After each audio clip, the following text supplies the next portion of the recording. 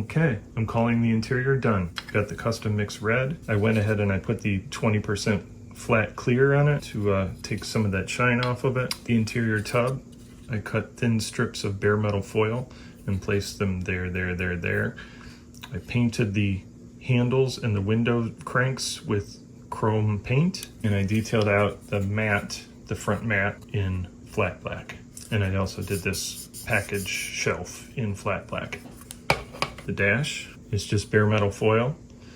I threw a wash into here so that you could see the numbers. Yeah, and I threw a gloss coat on this. So this is gloss, the steering wheel is gloss, and the stalk is gloss. And I bare metal foil the gear shift handle.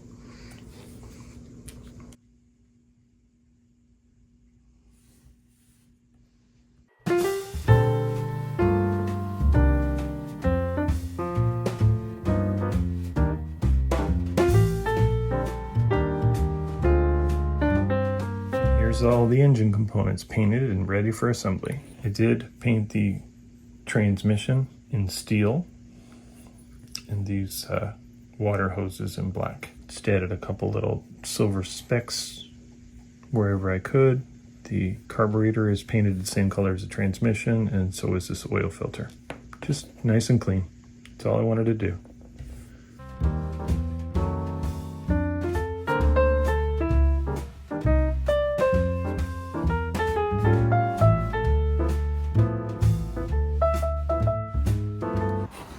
Alright, so it's polish day. I've already completed this side. Follow the light. And I've also finished the trunk lid.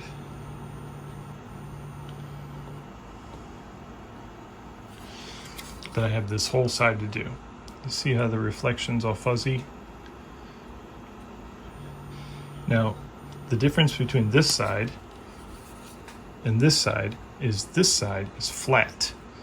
And in order to make it flat, we have to sand it. Now, I've found that these silly buffing things, there's an abrasive side and a smooth side. Now, I use this to polish like photo etch pieces with, so I'm just gonna cut a piece of this. I really should just go to the store and buy a new one. That didn't work out right. So I'm gonna rip it off of this hard cord thing here. And so now I have sanding one and a polishing one. I put it in water. Now this is not mega abrasive at all. It's just got a light abrasion to it. And I'm going to block sand.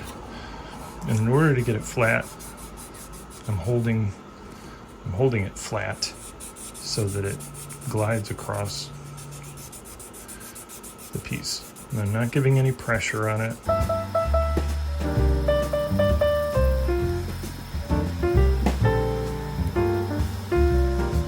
And we'll wipe it with a microfiber towel and we'll check our work. All right, so it doesn't look a whole lot different than it did before, but trust me, it's flattening out. So I'll continue doing this. I'm just taking like a micro layer off. This isn't very abrasive at all. After you've finished sanding, check over your work. Look for any shiny spots, any high spots, any defects. Once we go to the next step, we'll immediately find any place that you didn't sand well enough. So then grab the polishing side, the white one in this case, and we're going to do just like we just did.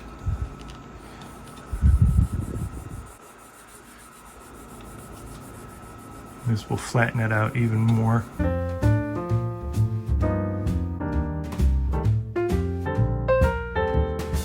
See, it's getting there. Let me continue working on this and then we'll go to the next step. All right, so now I've done the smooth side, and let's check our work. Watch the reflections. It's a little bit hazy right in through here. So I'm going to redo that spot. A little bit hazy right here. See the difference?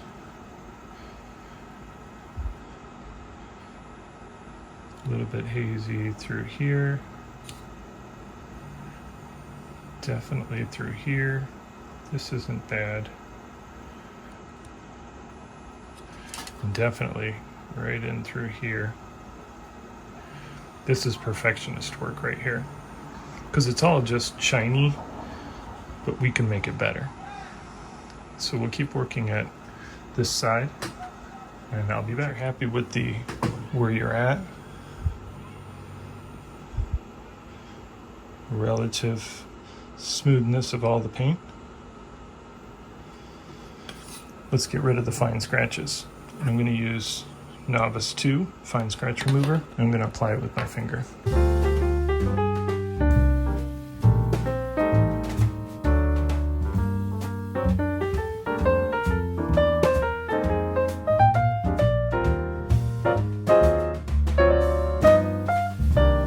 I'm going to use a tissue. I know that this is abrasive, but so is the Novice. So I'm not going to be introducing any scratches with the tissue, especially once it gets worn out a little bit. It gets real soft. Now I normally don't use these, polishing pads and Novice because I usually shoot 2K clear, and I'm afraid that these polishing pads probably wouldn't cut through 2K because that stuff's like polishing concrete.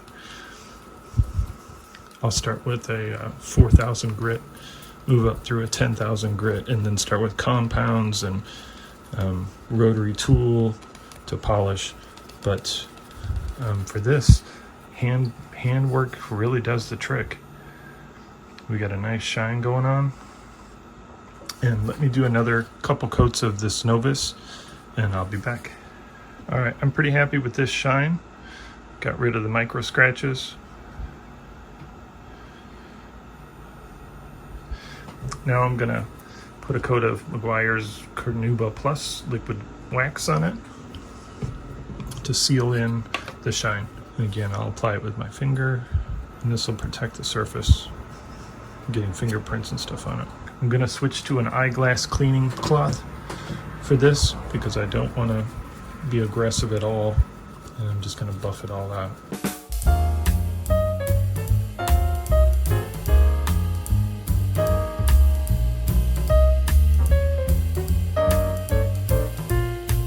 And that, my friends, is the final finish. So I took the time to mask off all of the parts that I want to stay yellow, and the rest I will be painting in black. So what I'd like to do is paint the inner fender wells in black primer, and then mask those off, paint gloss black for the frame, and then mask off and do aluminum or a metallic for the gas tank and the exhaust. So I still have a lot of work to do. This was probably 3 hours worth of masking, and it'll all be worth it in the end. So I'm using AK's black primer filler.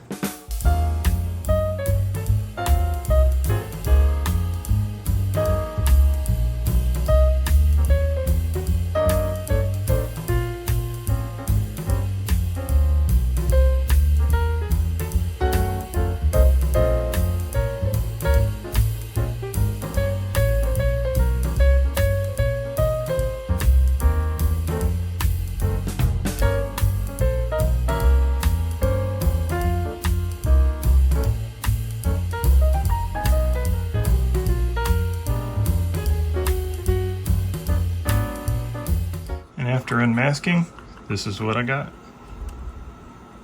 I think I can live with this. Pretty happy with it. So here's where I'm at. The flat black looks real good. Interior tub, it's all just mocked together with blue tack. Body looks really good. Nice and shiny. Chassis. But I still need to do these inner fender wells in black. The firewall stays body color, and a few more things to touch up, but I will do those next week. So next week, I think we can finish up this build. I'll lay out all the painted parts and we will begin assembly. It won't take long to assemble, and we'll call it all done. Thanks everyone for watching today. I know that there was a lot of work in this episode, but thanks again for watching. I really appreciate it. Thank you.